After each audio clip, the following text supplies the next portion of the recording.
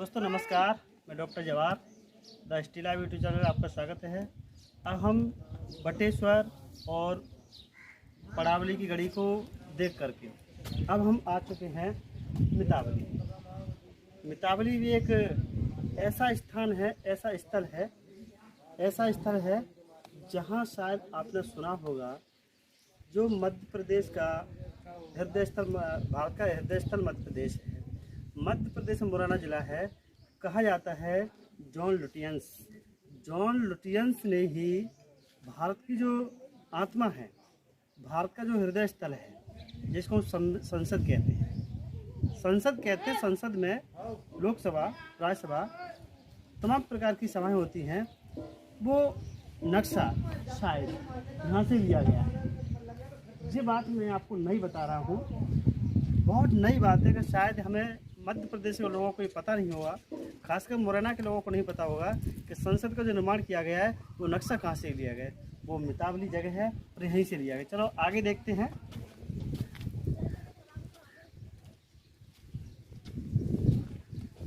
Doctor आओ और आज पूरा अच्छी तरीके से पड़ताल करेंगे, हम अच्छी तरीके से पड़ताल करेंगे और इसकी बात करते हैं डेवलपमेंट ऑफ द मितावली। इसका विकास किसने किया है?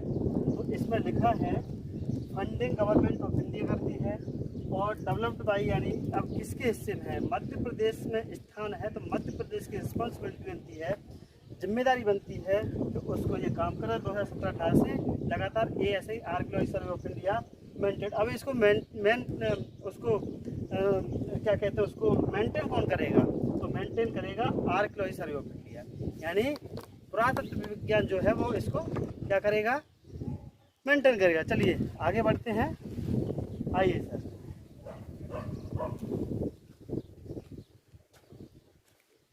ये देखिए, ये है। अभी मैं आपको पीछे का नक्शा दिखा रहा हूँ, अभी आगे का नक्शा दिखाऊंगा मैं। धीरे धीरे आगे बढ़ेंगे।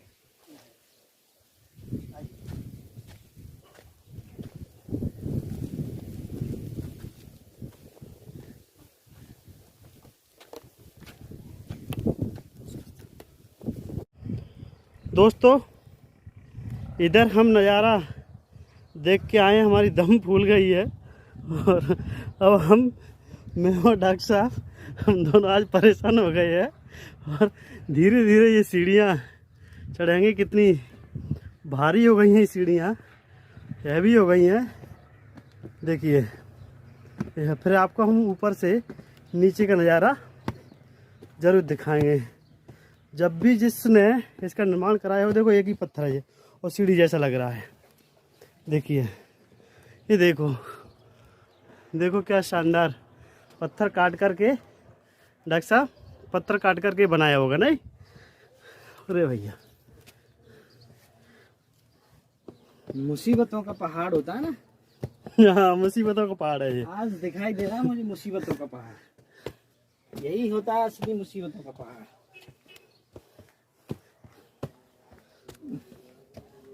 असफलता एक चुनौती है, इसे स्वीकार करो। क्या कमी रह गई देखो, सुधार करो।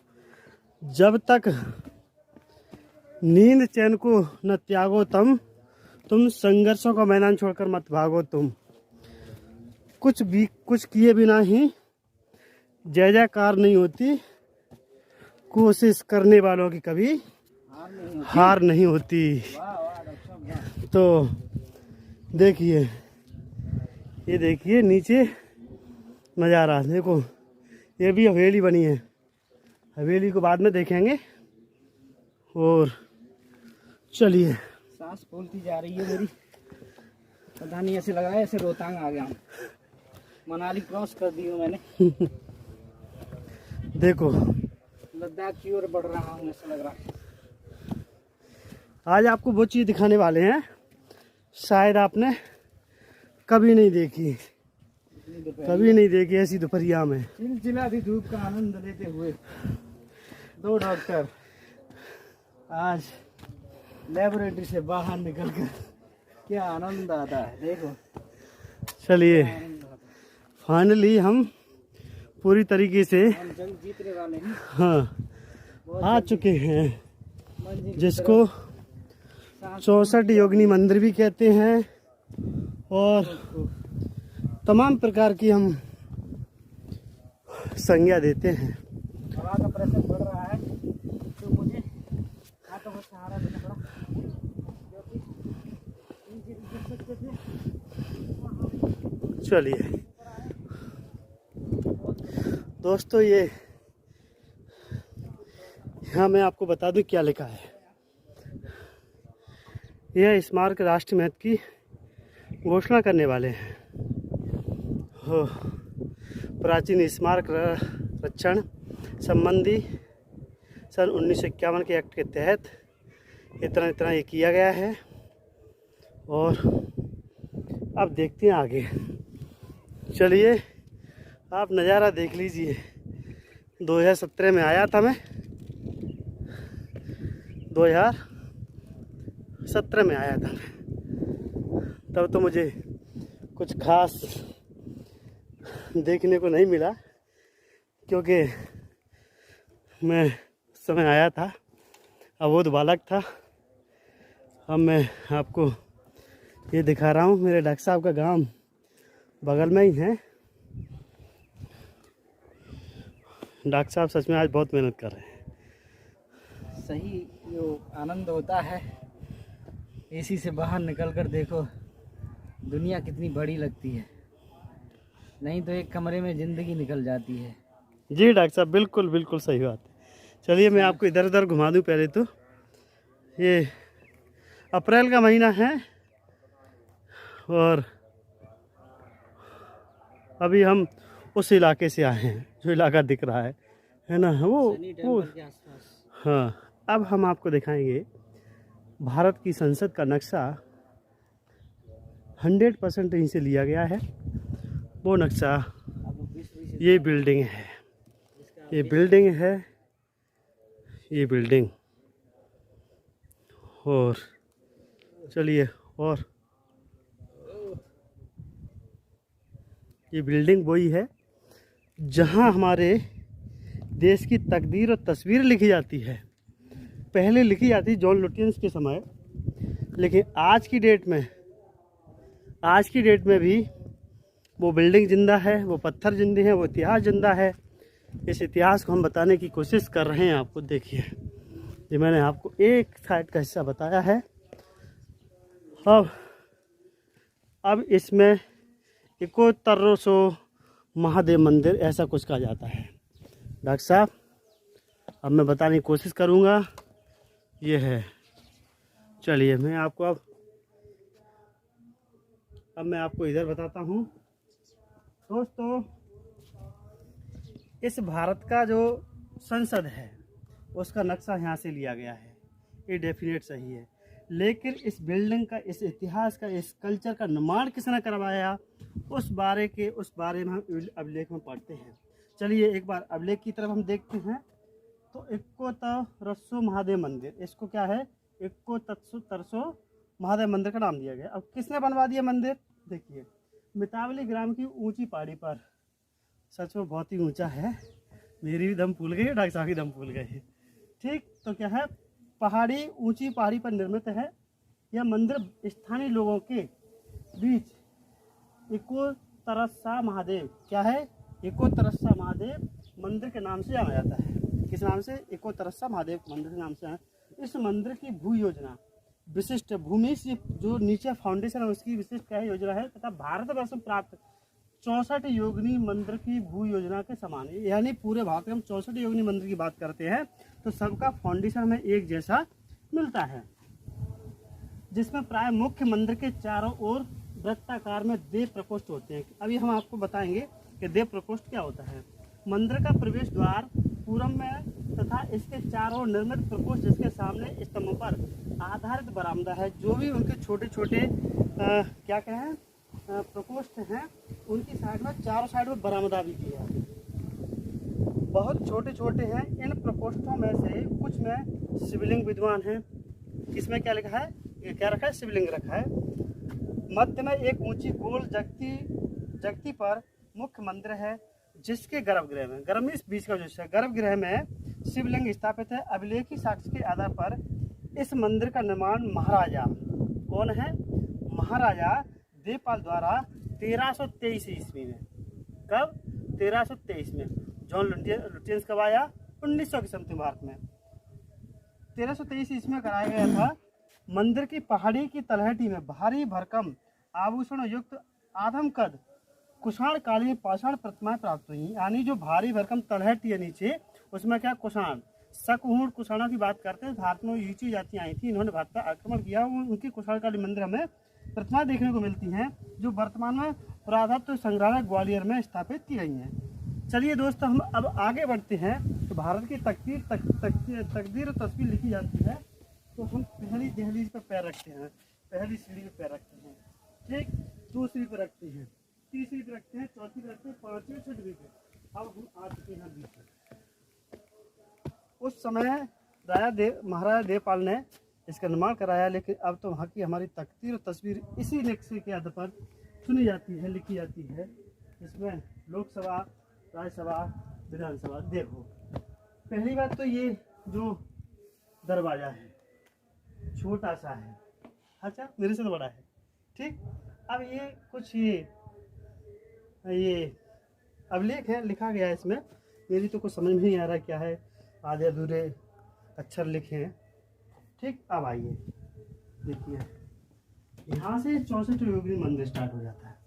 और आइए, पूरा सुना पड़ा है। अब हम आपको अगर एक साइड से बताते हैं तो टाइम लगेगा। चलिए, और हम आगे आते हैं।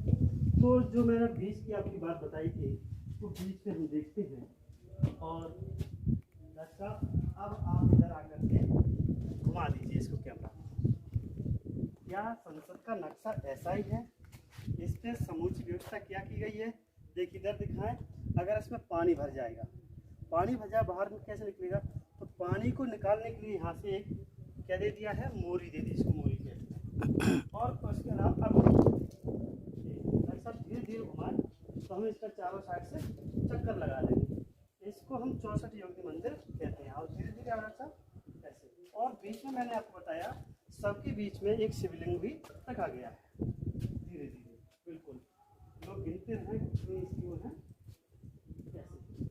तो अब इसको बहुत से लोग 64 योगिनी मंदिर बोलते हैं। कुछ लोग कहते हैं कि जो बौद्ध धर्म के लोग थे वो शायद छोटे छोटे उसमें उपासना करते होंगे, ज्ञान साधना करते होंगे, और वो एक बौद्ध इसमें बैठता होगा, आराम से अपनी ध्यान साधना करता होगा। ऐसे कुछ मुझे मौखिक किसी ने बताया है। और ये शिवलिंग रखे तो इसका मतलब है जो भी शास्त्र हैं, देवपाल ने जाट वगैरह जो भी हुए, अपने धर्म को विकसित करने के लिए, अपने धर्म को बढ़ाने के लिए इस तरीके से काम किया होगा। ये देखिए, धीरे धीरे हम दिखाने की कोशिश करेंगे आपको। देखिए कितना शानदार है। और कहा जाता है सबकी बनावट एक जैसी है, सबकी बनावट एक जैसी है, सबकी लंबाई एक जैसी है, सबकी चित्रकारी एक जैसी है। और इसी के साथ साथ में इसकी अंदर की लंबाई चौड़ाई भी समान है। और कहा जाता है कि संसद भवन का तो आधा नक्शा लिया गया, यानी पीछे की हम बात करते हैं, पीछे लिया गया पूरा आगे का, यानी गोल मोल नहीं है वो इस तरीके से। तो ये हम बताने की कोशिश करें आपको कि सचमुच में आपको कमेंट करके बताना है, क्या संसद भवन का नक्शा ऐसा ही है? अगर आपको पता है तो आपको इसको कमेंट करके जरूर अपने विचार रखें, विचार व्यक्त करें। तो ये देखिए कितना शानदार लग रहा है मुझे।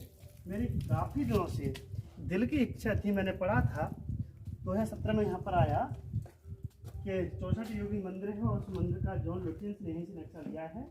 और उस समय अंग्रेजों ने अपने लिए, अपने ऐश और आराम के लिए, जिसको आज हम पार्लियामेंट कहते हैं, उस समय उन्होंने अपने ऐश और आराम के लिए उसका निर्माण कराया होगा।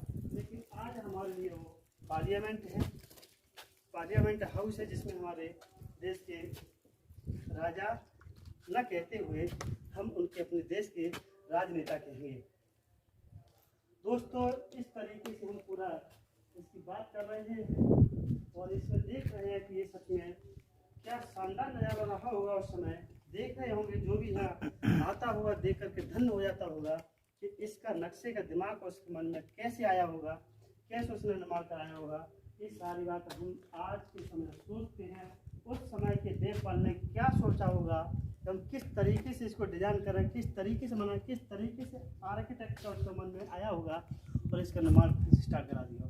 और निर्माण के साथ साथ में इसने गोल मोल बनाया बिल्कुल, इसका व्यास लंबाई चौड़ाई सब कुछ बराबर है, प्रत्येक इसकी मठ की लंबाई, इसकी लंबाई बराबर है, इसकी ऊंचाई बराबर है और एक जैसा नक्शा इसमें हमें देखने को मिलता है।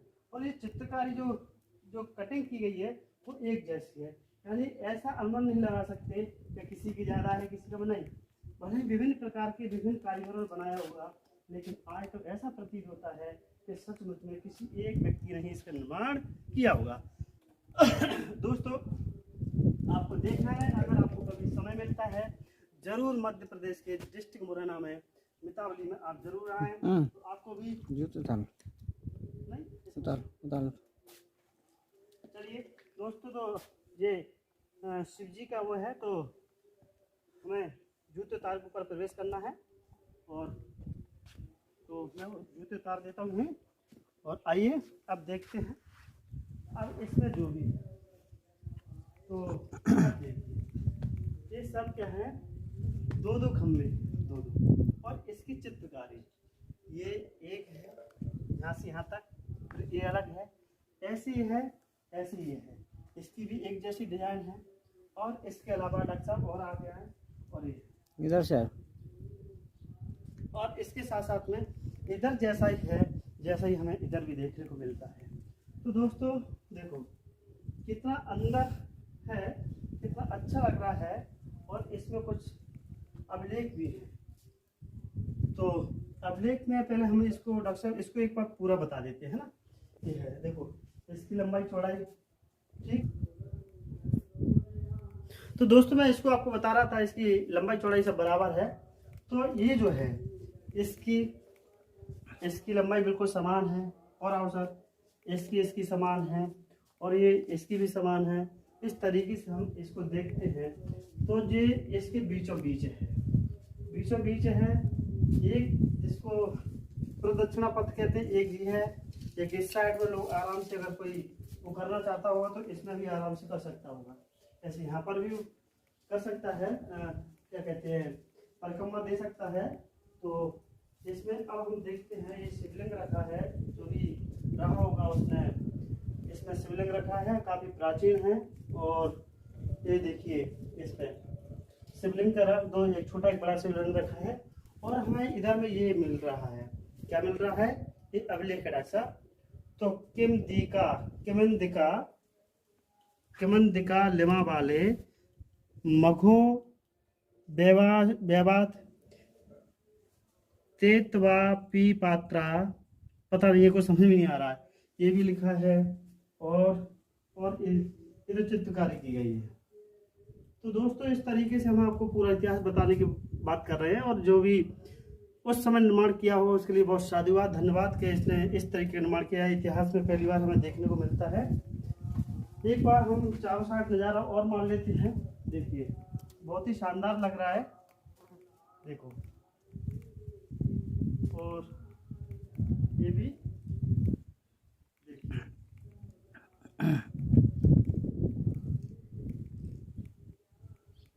नीचे भी चित्रकारी की गई है, नीचे बिल्कुल देखिए ये भी। और इसका पानी आसानी से इधर न भरते हुए इधर निकल जाता है। मैं बरसात के समय आया था, उस समय तो पानी की एक बूंद भी हमें अंदर देखने को नहीं मिली। दोस्तों इस तरीके से हमें बहुत दिनों से इच्छा थी कि हम इसको एक बार जरूर बताएं।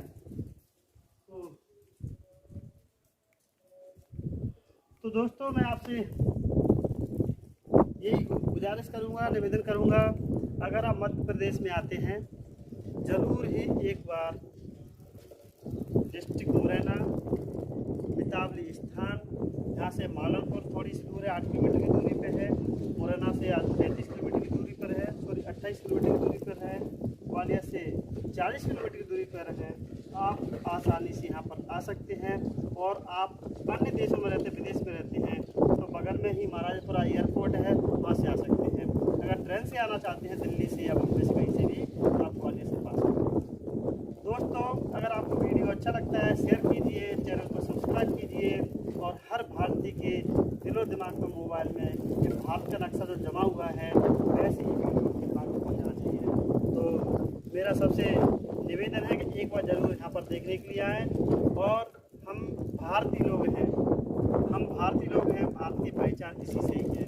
जब संविधान की बात करते हैं, संविधान में लिखा है प्रियम्बल में क्या लिखा है, हम भारत के लोग भारत को एक संपूर्ण प्रबुद्ध संपन्न समाजवादी निरपेक्ष लोकतंत्र बनाने के लिए तथा उसके समस्त नागरिकों को सामाजिक, आर्थिक, राजनीतिक, धार्मिक और प्रतिष्ठा बढ़ाने के लिए तथा उसकी गरिमा रखने के लिए तथा उसके समस्त नागरिकों को सामाजिक, आर्थिक, राजनीतिक न्याय, विचार, अभिव्यक्ति, विश्वास, धर्म और भाषाई स्वतंत्रता, प्रतिष्ठा और सही समता प्राप्त कराने के लिए तथा उन समय व्यक्ति गरिमा, राष्ट्र की एकता अखंडता को सुनिश्चित करने वाली बंधुओं बढ़ाने के लिए आज हम दृढ़ संकल्प होकर 26 नवंबर 1949 मिति मार्ग से शुक्ल सप्तमी विक्रमी संवत 2006 द्वारा इस संविधान को अंगीकृत, अधिनियमित और आत्मार्पित करते हैं। ये मैंने आपको संविधान की प्रियम्बल बताई है, प्रस्तावना बताई है, जिसके आधार पर आप और हम सब चलते हैं।